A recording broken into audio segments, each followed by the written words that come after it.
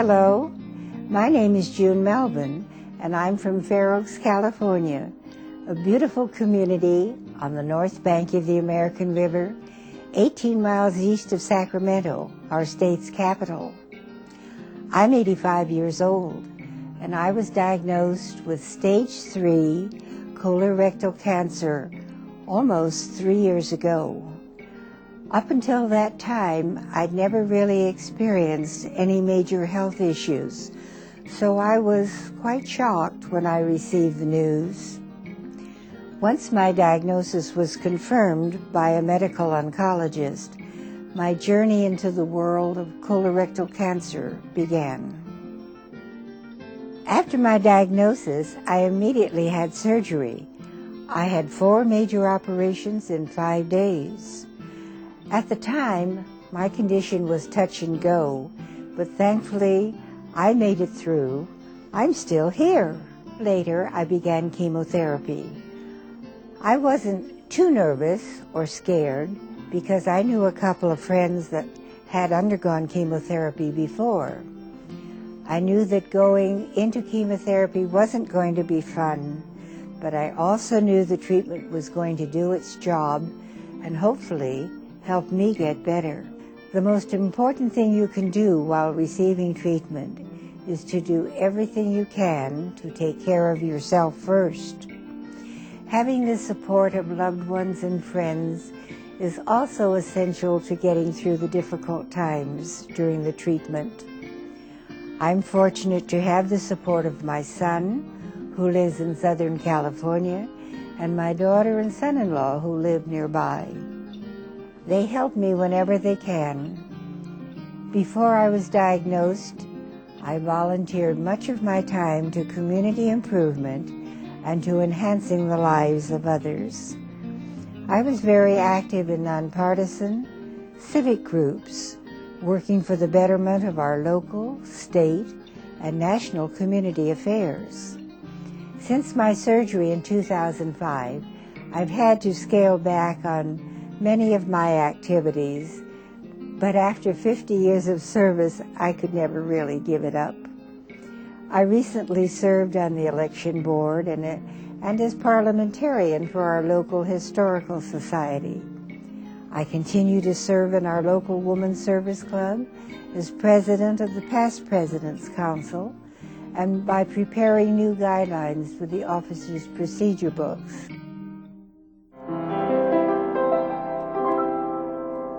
In addition, I'm taking time to learn how to read sheet music and practice the piano.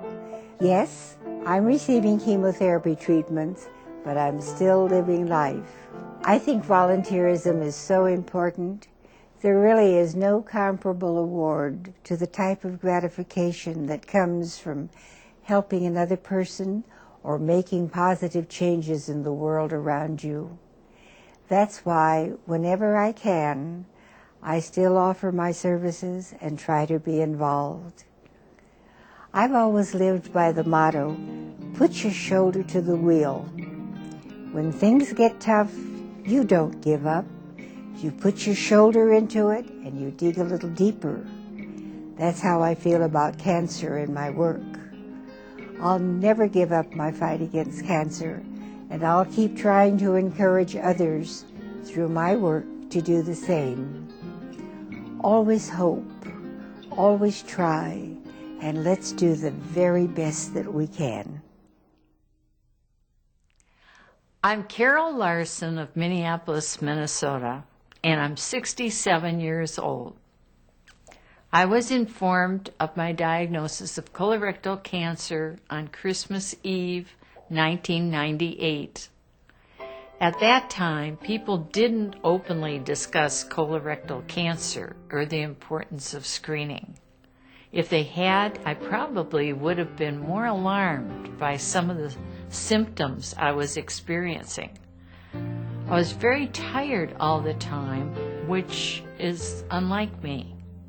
But I let it go for a few weeks until one evening I felt instinctively that I had to go to the emergency room for urgent care.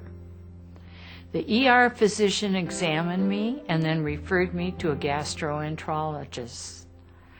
I went in the next week for a colonoscopy, and the results from a biopsy were delivered to me on Christmas Eve. When I received the news, I remember feeling isolated and overwhelmed by the amount of information that I had to digest. I didn't feel like anyone could understand what I was going through. Colorectal cancer was not considered a polite topic to discuss in public. Fortunately, I had family and friends that helped me through the initial diagnosis and subsequent treatments. My brother and husband went with me to every appointment, and that was important because there's so much information at such a distressing time. It's hard to listen. I think having the support of loved ones and finding a support group is part of the reason I decided to be a resource and advocate for others living with colorectal cancer. After my diagnosis, I was referred to a colorectal surgeon and given 2 months of follow-up care. When an ultrasound found the cancer had spread to my lymph nodes, my colorectal surgeon informed me I would have to go through radiation, chemotherapy, and surgery. Initially, I was scared to death when I heard the words cancer and chemotherapy. But my surgeon discussed the benefits of chemotherapy for someone my age, which eased some of the anxiety I felt. I was fortunate to have the help of a superb medical team that gave me excellent care, so I did quite well. One of the things I took away from that year is that fear of the unknown can sometimes be the scariest part of all. I counsel other patients to arm themselves with as much knowledge as they can about their disease. Once they do that, moving forward won't seem as scary or daunting.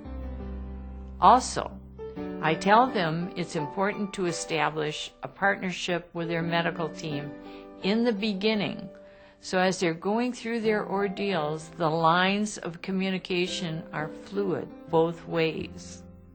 I tell people all the time that I don't look at my cancer as a gift, but good things have come into my life as a result of it. One of the things I'm most proud of is the advocacy work I've been involved with on behalf of other colorectal cancer patients. I joined ACE, a patient-centered support group, which stands for Advocates for Colorectal Education, and the United Ostomy Association of the Minneapolis area to give back to others. ACE has now evolved into the Minnesota Colon Cancer Coalition.